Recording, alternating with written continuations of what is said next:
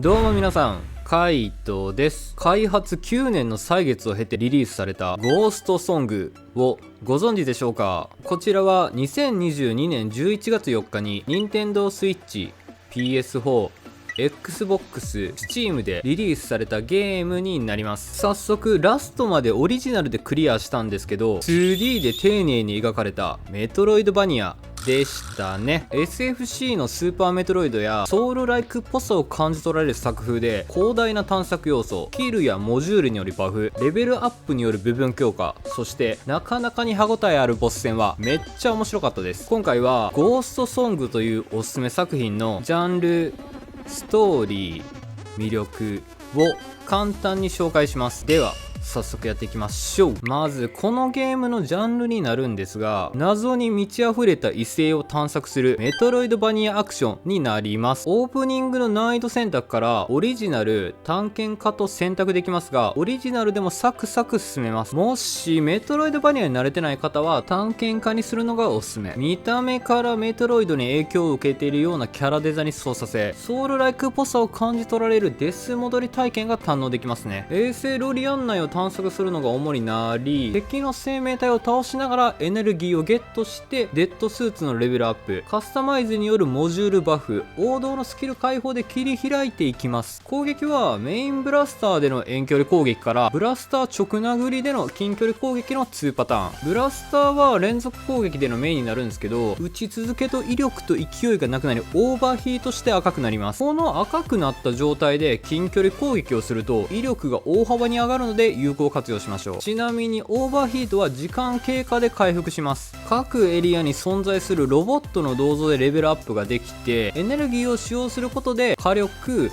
活力、弾力のいずれかに永続バフをかけれます。モジュールは選択してのバフであり、ブラスターを切り替えられるブラスターモジュールからスーツ自体を強化できるスーツモジュールを組み合わせて装備します。スキルは特定のボスを倒した時にゲットすることが可能で、メトロイドバニア特有の探索の幅が広がるのと戦闘でも大いに役立つのが特徴ですね。修理はデスった時の体力デバフを完全回復するために使用します。高速移動は銅像同士のファストトラベルですね。グリーンが体力ゲージで、パープルがブラスターモジュールゲージ、ブルーがスタミナゲージで、ブロック数が体力回復アイテムの個数ですね。敵に倒されデスると得得エネルギーをその場に残し果ててしまうんで回収しておきましょう。セーブは花が咲く場所でオートで入るのと体力も全回復します。ざっくりと説明するとこんな感じです。次にストーリーになるんですけど、休止状態であった主人公のデッドスーツブルーは衛星ロリアンで目を覚まし、一体何が起きているのかを自分の足で見つけ出すお話です。 2D アートで美しく表現された異性を探索するのが主であり、道中で出会った人間たちと交流を深めながら彼らの壊れた宇宙船の修理に必要なパーツ探しが目的。そしてこのゲームの魅力についてなんですが、1、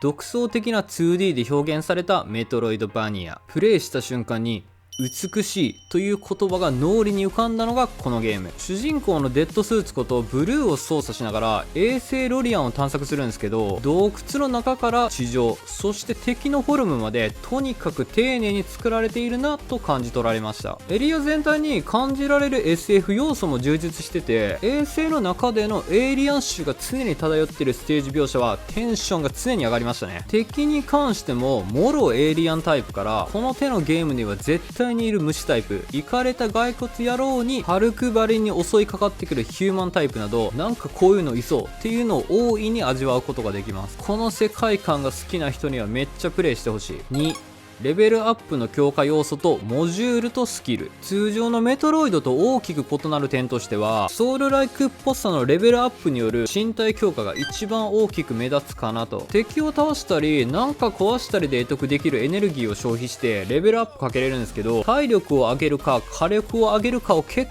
構悩みます。個人的には体力で火力、防御力の順が進めやすかったですね。なんといっても体力がマジで重要。防御を上げても敵からの被弾であるあるダメージは当たり前なんで、モジュールはコストを頭に入れながらの装備選択でなかなかに戦略性がありました。体力の回復の手段が花が咲いているゾーンか回復アイテムしかないので、回復花を咲かせるモジュールが重宝しましたね。なんか走ってたり自動で咲いたりするから便利ですよ。あとは攻撃した相手の体力が見えるモジュールも便利なんで、頑張って見つけると良いかもです。まあ使えないモジュールとかも渡してくる人とかいますが、そしてスキルになるんですけど、ブルーの行動範囲が広がっていくのが単純に面白かったです。序盤はチュートリアルのために何もスキルがないので動かしにくいんですけど、2段ジャンプ、ダッシュ、エアダッシュなどの王道感がたまりません。うまくレベルアップ要素とモジュールによるバフ、そしてスキル得得でのバランスは良かったです。3、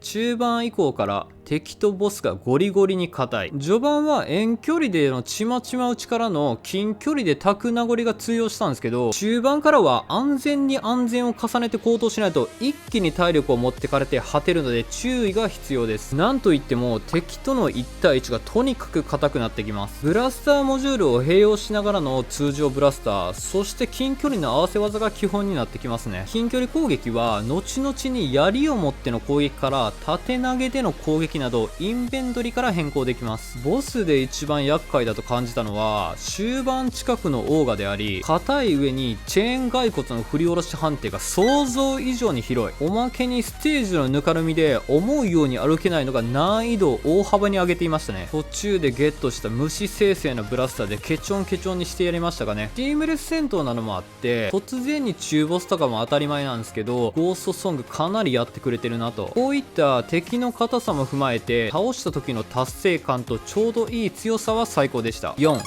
クリア時間は10時間。探索をしっかりしてラスボスまで倒したクリア時間は10時間ほどでした。高速移動のファストトラベルが銅像間の行き来だけなのもあって結構歩かされるのもあったんですけど、これぐらいでしたね。この何とも言えない移動の距離感がデスギャンビットやイトラを思い起こさせました。目的のアイテムを取った瞬間に高速移動使用不可で自力で船まで戻るには苦労しましたが、あのガチャガチャ動くミニ骸骨はマジで許さないぞ。全体的にはメトロイドバニア好きにはもってこいの作品でしたね。以上になります。開発9年以上のメトロイドバニアゴーストソング。見た目がメトロイドを意識しつつもガラッと変わったゲーム性、美しい世界を堪能しながらも敵とボスのフォルムが好みすぎる。よければ皆さんも彗星のごとく現れた安価なメトロイドバニアを楽しんでみませんか。きっとダッシュしてるのにマジで遅い、もっと頑張ってくれやブルーってなること間違いないですよ。このチャンネルではインディーズ作品を中心におすすめのゲームを一通りクリアして紹介しております。少しでも参考になった方がいればチャンネル登録や高評価をしていただけると幸いです。ではでは